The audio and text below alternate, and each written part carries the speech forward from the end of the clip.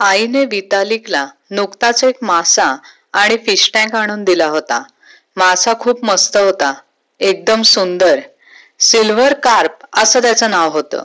सुरुवातीला तो सतत माशाच्या मागे मागे असायचा, त्याला खाऊ घालायचा, फिश टँक मधलं पाणी बदलायचा. पण जशी त्याची नवलाई संपली तसं तसं तो अधूनमधून त्याला वेळेवर खायला घालायलाही विसरू लागला. वितालिककडे एक मुर्झिक नावाचा बोकाही होता. राखाडी रंगाचा, गब्दूल अंगाचा आणि मोठ्या हिरव्यागार डोळ्यांचा. माशाकडे बघायला मुर्झिकला पण खूप आवडायचं.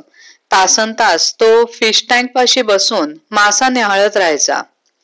वितालिकला आई म्हणाली, मुर्झिकवर तू लक्ष ठेव हं, नाहीतर तो तुझ्या माशाला खाऊन टाकेल. काही नाही खात, मी ठेवीन लक्ष, वितालिकनं उत्तर दिलं. एकदा आई घरात नसताना वितालिककडे त्याचा मित्र सिरियोझा आला. त्याने फिश टँक मधला मासा बघितला आणि म्हणाला, चल आपण आदलाबदली करू. तू मला हा मासा दे आणि जर तुला हवी असेल तर मी तुला ही शिट्टी देतो. मला काय करायची शिट्टी?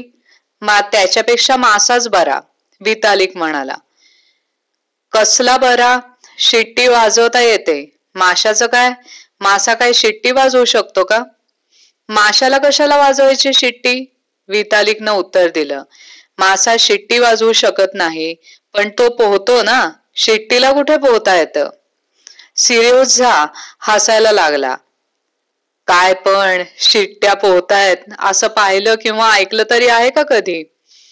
माशाला तर बोका खाऊन टाकेल, मग तुला मासाही नाही आणि शिट्टीही नाही.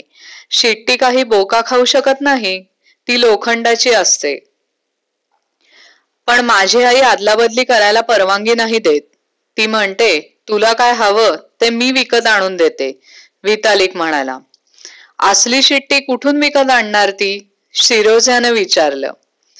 असल्या शिट्ट्या विकत नाही मिळत. ही खरीखुरी पोलिसांची शिट्टी आहे. मी जर आता बाहेर अंगणात जाऊन शिट्टी वाजवून दाखवली ना, तर लोकांना वाटेल खराच पोलीस आलाय. सिरोझ्यानं खिशातून शिट्टी काढून वाजवली. ए मला दे ना, वितालिक विनवायला लागला. त्यानं शिट्टी घेतली आणि फुंकर मारली. शिट्टीचा जोरात आणि खणखणीत आवाज आला. शिट्टीचा आवाज वितालिकला फारच आवडला. त्याला ही शिट्टी ताबडतोब हवी हवीशी वाटली आणि काही ठरवता येईना. तो म्हणाला, तुझ्याकडे मासा राहणार कुठे? तुझ्याकडे काही फिश टँक नाहीये? मी त्याला मोरंब्यांच्या रिकाम्या बरणीत ठेवीन. आमच्याकडे मोठी बरणी आहे. ठीक आहे, वितालिक तयार झाला. दोघं मुलं फिश टँक मधून मासा बाहेर काढायला धडपडू लागली. पण मासा सुळसुळ पोहू लागला, हातात सापडेना. आजूबाजूला सगळीकडे पाणी सांडले. सिरियोझाने हात पार कोपरापर्यंत भिजले. अखेर त्यानं माशाला पकडलं. सापडला. तो ओरडला, लवकर एखाद्या कपात पाणी घेऊन ये, मी त्यात टाकतो मासा. वितालिकनं झपकन कपात पाणी भरून आणलं. सिरोझानं मासा त्यात टाकला. दोघे जण सिरोझाच्या घरी गेले. बरणीत मासा ठेवायला बरणी काही खूप मोठी नव्हती. फिश पॉन्ड मध्ये माशाला जरा मोकळं मोकळं वाटत होतं, तसं बरणीत वाटेना. बरणीत मासा कसा पोहतोय ते बघत दोघे जण बराच वेळ बसले. सिरोझाला खूप आनंद झाला, पण वितालिकला वाईट वाटलं, कारण त्याच्याकडं आता मासा नव्हता. आणि सर्वात महत्वाचं म्हणजे मासा घेऊन शिट्टी घेतली हे आईला सांगायची भीती वाटायला लागली. असू दे, कदाचित मासा नाहीसा झालाय हे आईच्या लागलीच लक्षातही येणार नाही, असा त्याने विचार केला आणि तो घरी आला. तो घरी पोहोचण्याच्या अगोदरच आई घरी आलीही होती. तुझा मासा कुठाय? तिने विचारलं. वितालिक गडबडला. काय उत्तर द्यावं हे त्याला कळेना. मुर्झिकनं खाल्ला की काय मासा? आईनं विचारलं. माहित नाही, वितालिक पुटपुटला. पाहिलंस, त्यानं सुद्धा घरी कोणी नाही असं पण वेळ साधली आणि फिश टँक मधून पळवला मासा. आहे कुठे तो चोरटा? जा बरं, शोधून आण त्याला आत्ताच्या आत्ता, आई म्हणाली. मुर्जिक मुर्जिक, वितालिक हाका मारायला लागला, पण बोका कुठेच सापडेना. बहुतेक खिडकीतून पळाला असेल. जा अंगणात जा, आई म्हणाली. वितालिकनं अंगात कोट चढवला आणि तो बाहेर अंगणात गेला. हे तर फारच बेकार झालं. माझ्यामुळे मुर्जिकला शिक्षा होणार, तो मनातल्या मनात म्हणाला. मुर्जिक अंगणात पण नाहीये, असं घरी जाऊन सांगावं असा विचार त्याने केला. इतक्यात इमारतीच्या तळघराच्या छोट्याशा झडपेतून मुर्जिक उडी मारून बाहेर आला आणि दरवाजाकडे पळत सुटला. मुर्जिक, घरी जाऊ नकोस, आई तुला शिक्षा करणारे, वितालिक म्हणाला. मुर्जिक गुर्र गुर्र असा आवाज काढायला लागला. वितालिकच्या पायाला आपली पाठ घासायला लागला आणि बंद दरवाजाकडे बघून हळूहळू म्याव म्याव करायला लागला. अरे मूर्खा, तुला समजत नाहीये का? चांगलं माणसाच्या भाषेत सांगतोय की घरी जाऊ नकोस, वितालिक म्हणाला. मुर्जिकला अर्थातच काही कळत नाही. तो वितालिकच्या भोवती घुटमळत राहिला. त्याच्या अंगाला अंग घासू लागला आणि जणू त्याने लवकर दार उघडावे म्हणून डोक्यानं त्याला हळूहळू ढोसू लागला. वितालिक त्याला दरवाजापासून दूर लोटू लागला, पण मुर्जिक दूर जाईना. मग वितालिक दाराआड लपला. तशी मुर्जिक दाराखालच्या फटीतून म्याव म्याव करू लागला. वितालिक झटकन बाहेर आला. हळू, ओरडतोय आणखीन, आई ऐकेल ना.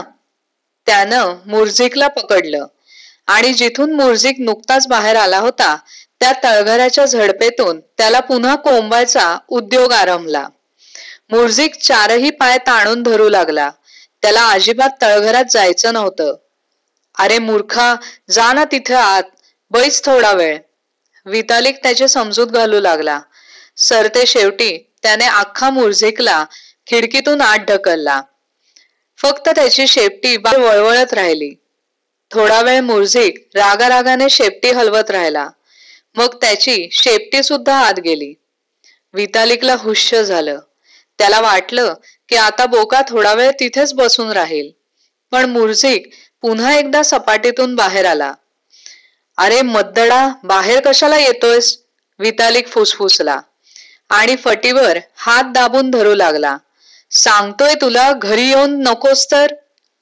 म्याव, मुर्जिक ओरडायला लागला. परत म्याव. आता मी करू तरी काय, वितालिकनं तोंड वेंगाडत त्याची नक्कल केली. त्यानं आजूबाजूला नजर टाकली आणि फट कशाने बुजवता येईल का म्हणून तो पाहू लागला. लवकरच एक वीट पडली होती. वितालिकनं ती उचलली आणि विटानं फट बुजवली. आता कसा बाहेर येशील, तिथेच बैस तळघरात. उद्या आई माशाबद्दल सगळं विसरेल म्हणून मी तुला बाहेर. वितालिक घरी आला आणि म्हणाला की अंगणात मुर्जिक नाही. हरकत नाही, येईल परत, काही झालं तरी मी त्याला सोडणार नाही, आई म्हणाली. जेवताना वितालिक अगदी उदास झाला. त्याला काही खावेसेच वाटेना. मी इकडे जेवतोय आणि मुर्जिक मात्र बसलाय तळघरात. त्याच्या मनात विचार आला. आई जेवणाच्या टेबलावरून उठली तसं त्यानं हळूच एक कटलेट खिशात टाकलं आणि तो अंगणात गेला. फटीवर ठेवलेली वीट बाजूला केली आणि हळूच हाक मारली, मुर्जिक मुर्जिक, पण उत्तरादाखल मुर्जिकचा आवाज आला नाही. वितालिकनं वाकून फटीतून पाहिलं. तळघरात अंधारच दिसत होता आणि काहीच दिसत नव्हतं. मुर्जिक मुर्जिक रे, बघ मी तुझ्यासाठी कटलेट आणलंय, वितालिक ओरडला. पण मुर्जिक काही बाहेरही आला.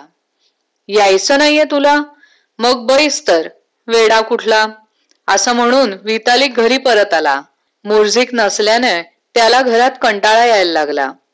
आईशी खोटं बोलल्याबद्दल मनातही कसं तरी वाटायला लागलं. तो उदास आहे हे आईच्याही लक्षात आलं.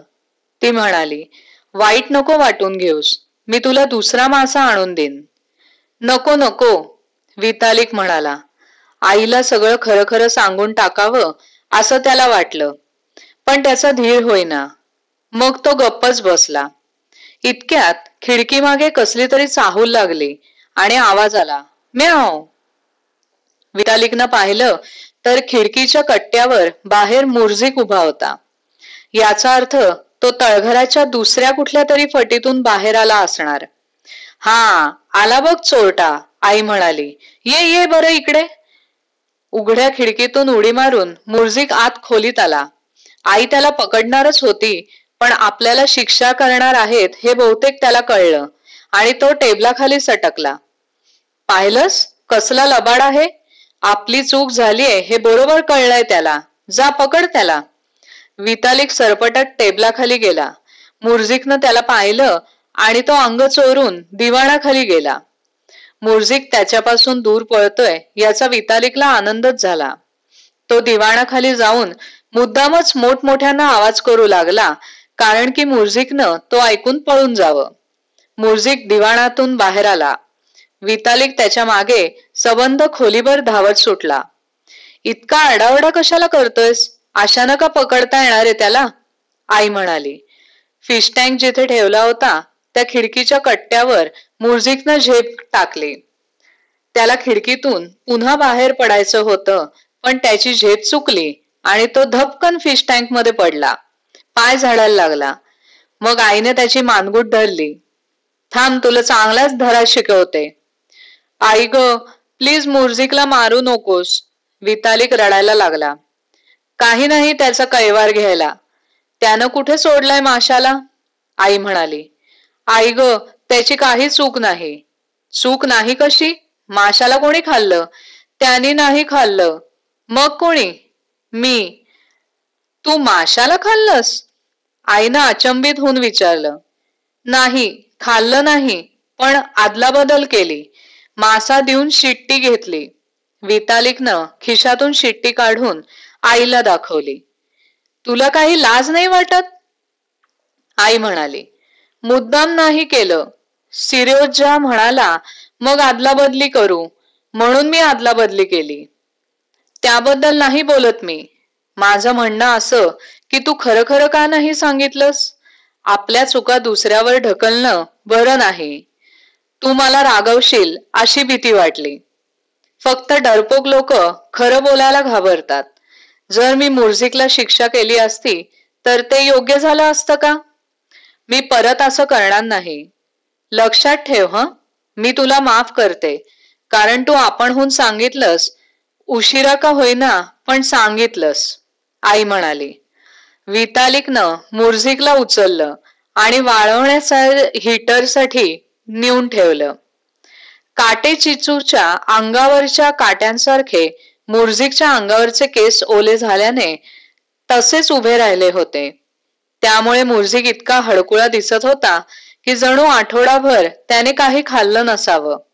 वितालिकनं खिशातून कटलेट काढून मुर्झिक समोर धरलं. ते खाऊन तो वितालिकच्या मांडीवर चढून बसला.